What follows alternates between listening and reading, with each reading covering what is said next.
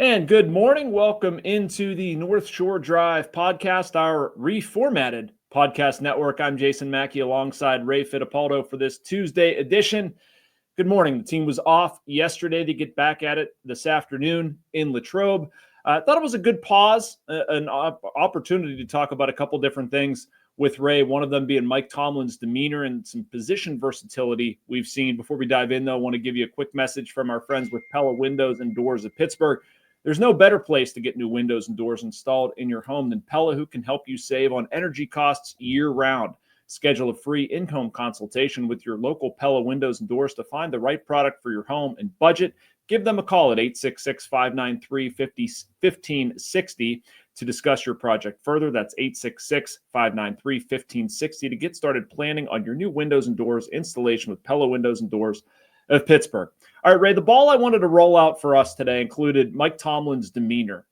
Maybe I'm overreacting to things. I don't know. Looking at his comments, I was only out there one day, so it's very possibly I could just be reading too much into it. But he seems loose. He seems excited. He seems like he really likes what is going on. I wanted to get your reaction to that, and maybe we'll talk about some of what Mike could be excited about. Yeah, Jason, I could tell you Mike was very excited about this defense before training camp started. What I've witnessed through the first 2 weeks of camp, I think, his optimism, there's reason for it. I think the addition of Jalen Ramsey really transforms things, and it just puts certain guys into better positions. Like I wasn't really high on the secondary before Ramsey arrived, but his arrival, I think it just knocks guys into different roles, and I think they're going to be able to match up really well with a lot of their rivals. And I think that's why that move was made. That move was made really because of the Cincinnati Bengals and some other teams on their schedule who have really good receivers. And I don't know if you look at those games in the past. I know the Steelers have won their fair share against the Bengals, but I don't know that the Steelers have always matched up well against guys like Jamar Chase and T. Higgins. And it's going to continue throughout the season. You got the Lions on the schedule. You got the Bills on the schedule, who are always a strong offensive team. I think Mike is enthused about this defense, Jason. And like I said, I think right now, we're still a few days away from the first preseason game. But right now, I think he's got reason to be optimistic about this unit. Yeah, I like it, man. I like it. And I've got a theory. Again, I'm working somewhat on my own observations here, but a lot of this is tied to Mike's kind of boldness or a lot of people obviously been criticizing him, but I think he's actually really doing something substantive about it. Like, I agree with you on the defensive side. But I look offensively, Aaron Rodgers, there's no question, he played a big role in that. Jonnu Smith, I think he played a role in a lot of this and kind of not doing the same old stuff, which is ironic because that's what we criticize them for a lot. But I don't know. I am curious if you could give Mike Tomlin truth serum and say, like, did you think the Steelers grew stale? Did you want to see something different here? And how much is that driving what you've done? Even, his quote about not being over the defensive line or realizing changes needed to be made before he showered. Like, I just wonder how much that had to do with this and, sort of a different version of Mike Tomlin we might be seeing. Yeah, I mean, they're used to losing in the playoffs, Jason, but I don't know if they're used to being punched in the mouth the way they were in that Ravens game. I keep going back to that game, throughout the offseason. And when you look at some of the offseason moves that they made, that's why Derek Harmon is here. I mean, let's face it. Yep. You need stout people up front. And Derek Harmon has looked really good in training camp. The one guy that Steelers fans are going to want to keep an eye on Saturday, who I think has kind of been under the radar, but I think I know where you're going with this, Ray, and I don't like it. He's their best reserve defensive lineman. I don't know what that says about their depth on the D line, but Y.A. Black. Yep. He's been really good. He's a big body. I don't know if people appreciate how big he is. He bats down passes.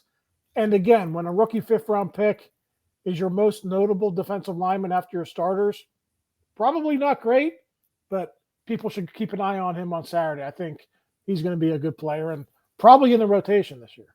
Yeah, so that's where I was going to go next, Ray. Like, how much does this run defense maybe please Mike Tomlin? I'd imagine, like, if you realize a deficiency as a coach and you set out to address said deficiency in a cheap way, and then these guys come in and perform, like, there's a lot to like there. I've really liked seeing Derek Harmon, and I was going to ask what you thought about Y.A. Black. I can't say I've seen as much of him as you, obviously not, but so that's somebody to pay attention to for Saturday. I mean, is he a true, like, gigantic run stuffing nose? Is there, some versatility with him? And how much, if he's part of the rotation, how much could you see him playing?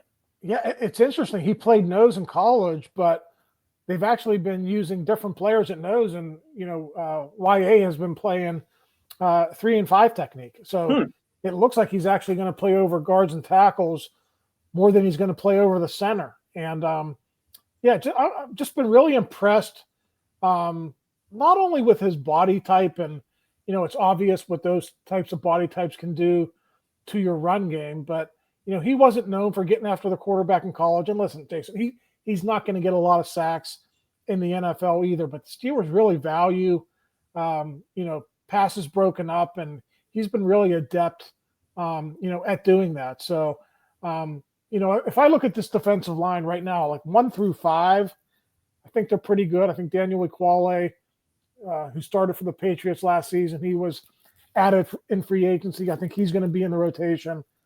But after that, I really got some question marks. Like Logan Lee hasn't stood out to me.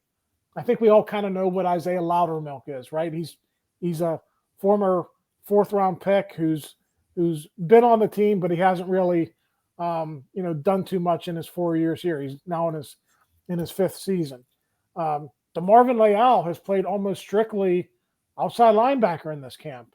They know he could go back to defensive line eventually, but I'm not even sure he's going to be on the 53-man roster. So, again, I'm really impressed with what the starters have done and what Black has done when he's gotten the opportunity. I just have some questions about the depth, and that could really be a concern if there's an injury at some point to a guy like Hayward or Harmon or even nose tackle Keanu Benton.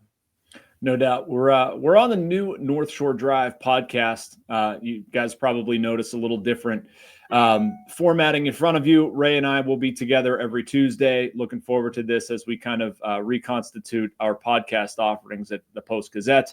Also wanted to tell you a little bit about FanDuel. This is relevant to the discussion that's going to be part of our podcast format as well. But we're talking about the Steelers and Mike Tomlin and his improved demeanor, obviously trying to achieve some improved results, but Steelers odds to where they land in the postseason or out of the postseason, they're minus 165 to make the playoffs, plus 350 to lose in the wild card round, plus 700 to lose in the divisional round, plus 1600 to lose in the conference championship game, 3400 to lose in the Super Bowl, and 4300 to win the Super Bowl. Look out if you want to look more at that, all of that, sportsbook.fanduel.com. So I'll get us out of here on this, Ray, this first topic.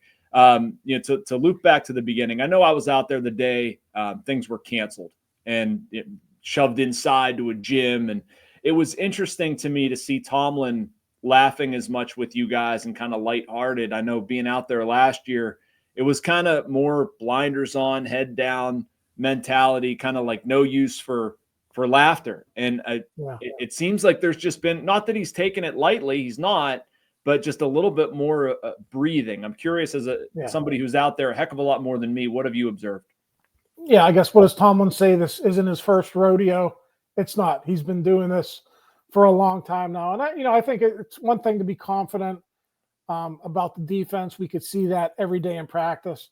I think Mike is quietly confident about the offense, but I got to tell you, Jason, it's going to take some imagination and some vision to see what that unit is going to be, because through the first 2 weeks of camp, and I don't know if this is because the defense is that good or the offense has just been slow to come together, but there's some work to do for Mike and for Arthur Smith when it comes to the offense. But you wouldn't know it by observing Mike on the practice field. Every time we talk to him and ask him about the struggles of the offense, he says it's early, and it is. So it's still going to take a little bit of time.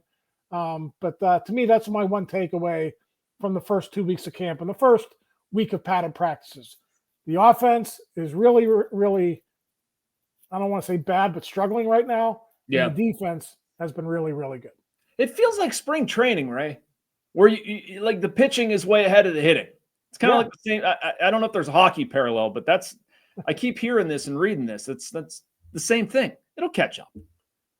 We better hope so. We'll see what happens in Jacksonville on Saturday. Yeah, no doubt. All right, so the world's quickest break here, and then we're going to be back with a second segment. I want to talk about some position versatility with the Steelers. Also feels like a Pirates topic, but stay with us here on the North Shore Drive podcast.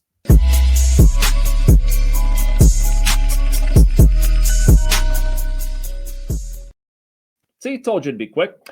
Before we get into some position versatility discussion, I do want to tell you about Goldberg, Persky, and White. If you were diagnosed with mesothelioma or lung cancer, call your local attorneys at Goldberg, Persky, and White. For over 40 years, their firm has represented thousands of lung cancer and mesothelioma patients or victims, Call 1-800-COMPLEX or visit gpwlaw.com for a free consultation.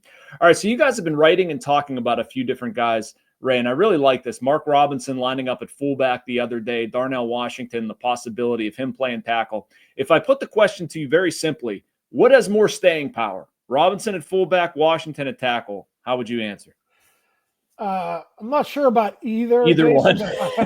If I had to pick one, and this would be down the road, probably in 2026 or 27, I would say Darnell Washington at tackle. And, to me, when you bring up something like that to a player who plays a skill position and you're asking him about playing offensive line, like offensive line is kind of like the last outpost. Like there's no place else to go after the Don't offensive describe line. yourself that way, Ray. Come on. Yeah, like, last outpost. That's like the least athletic position on the football team. So that's why players are always hesitant to address it, because they kind of know that that's the last stop in the NFL tour. Yeah. But we're not ready. At least I'm not ready. I don't think the Steelers are to do it right now. I think, Darnell Washington is still out there, really effective as a blocker. He's actually caught some passes out there. He's never going to be a prolific receiver, but he looks good out there catching balls.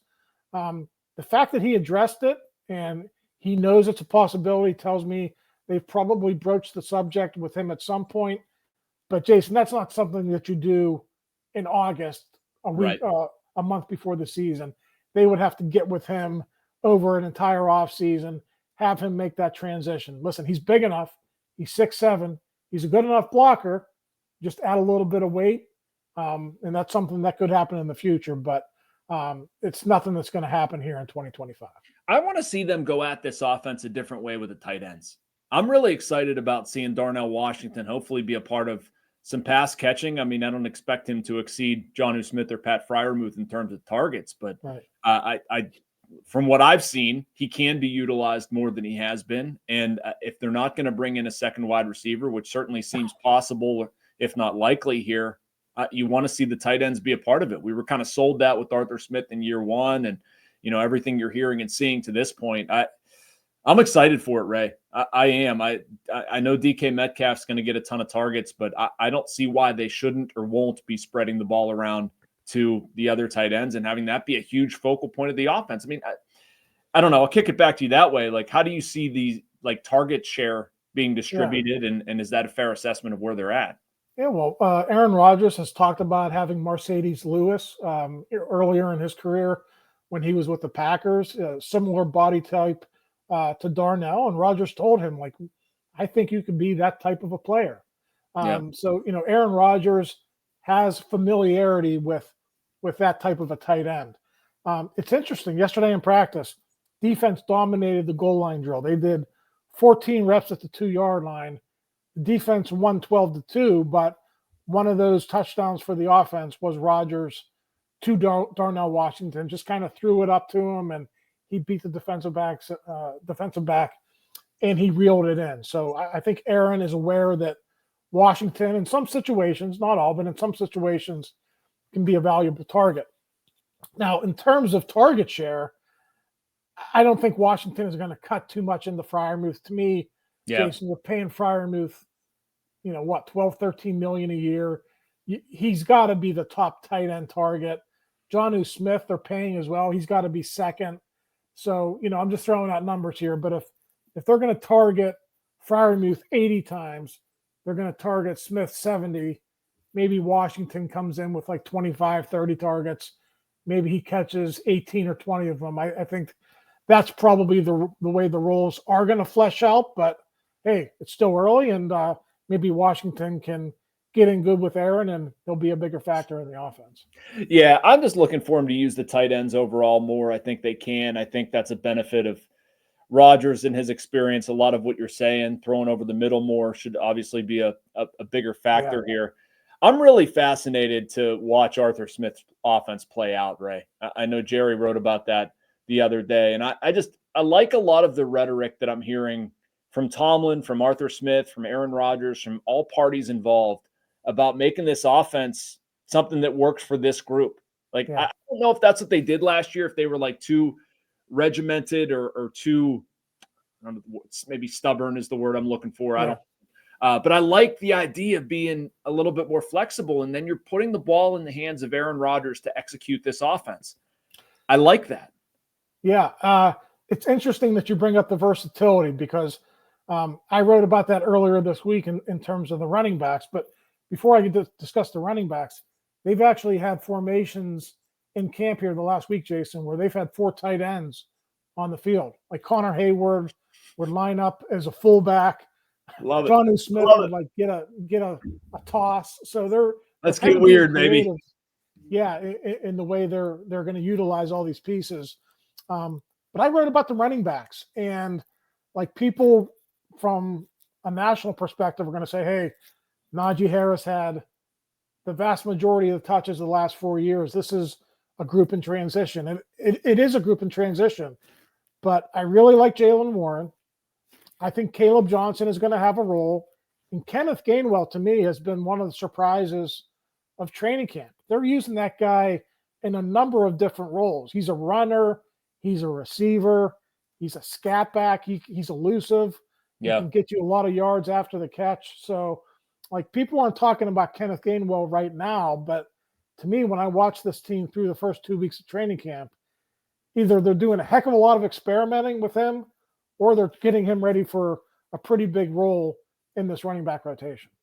So let's talk about that for a second, Ray. I think that's interesting. I do think this is a much deeper group of running backs. I wanted to get into some rookie talk with you, but we did that in the first segment a little bit with Y.A. Black. But Caleb Johnson, I love him. I mean, outside of Derek Harmon, he's the one I'm most excited to watch this season. I think he can play an integral role. But does this running back room to you, I know they're more versatile, do you think this group can be more effective? And what's the ceiling for this offense running the ball? I mean, me personally, I think the Steelers can be sneaky, really good at this. I like the scheme fit. I like the offensive line. I like the guys they have. I like the depth. But I don't know if I'm too far out there.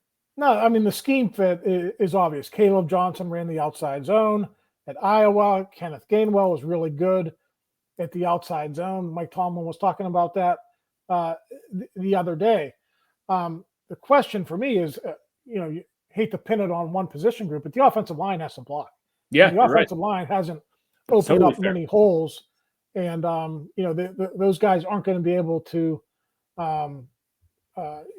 do it on their own all the time. So I think the potential is there, and just getting back to the rookie talk a little bit. Johnson's really impressive as a runner when the holes are there. Jason, he's pretty deficient as a third down back. Not a good pass protector. They have 2 third down backs. Well, that's true.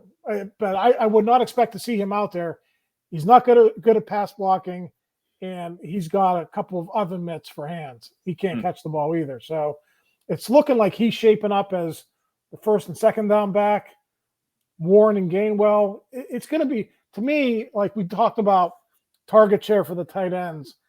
I have no idea how they're going to split the carries and the touches for the running backs. I think Warren's going to start the season as RB1, and deservedly so. He's waited his turn. But Johnson's obviously going to be in the rotation. And like I said, I think Gainwell is going to be a sneaky player in their offense too. You saw how much they used Cordero Patterson last year. Oh, I saw it, Ray. I saw it. We all saw it. Gainwell is twice the player, 3 times the player that he is. So I think there's going to be more opportunities for the number 3 running back to make an impact as well. All right. So to loop back to our original premise here, Mark Robinson ain't playing fullback, correct? Not in the regular season. He didn't look very good, but I got to defend him a little bit, Jason. I asked him after practice, when did the coaches approach you about this? And he said this morning. He didn't get much. He didn't get much time to prepare for it. So yeah, Mike Tomlin said after practice, maybe we'll go back to it. Maybe we'll look at some other guys. So I think he's got something up his sleeve. So we'll see what happens in the next couple of days. I like it. I like the experimenting. That's the right time for it. I like Darnell Washington as a swing tackle. I don't want to move him there completely, but a formation here and there, take advantage of his size. Absolutely. I want to see the 4 tight ends. The more theater, the better, man. It's going to be a lot of fun. All right, that does it for our first episode of our new relaunched podcast series. Thank you so much for checking it out. Make sure you like and subscribe. You can get all of this content and so much more from the Post-Gazette in our North Shore Drive podcast network. Ray, I'll see you out there tomorrow, or later today, actually. I'll see you later today. All right, take care. Make sure you check us out next week.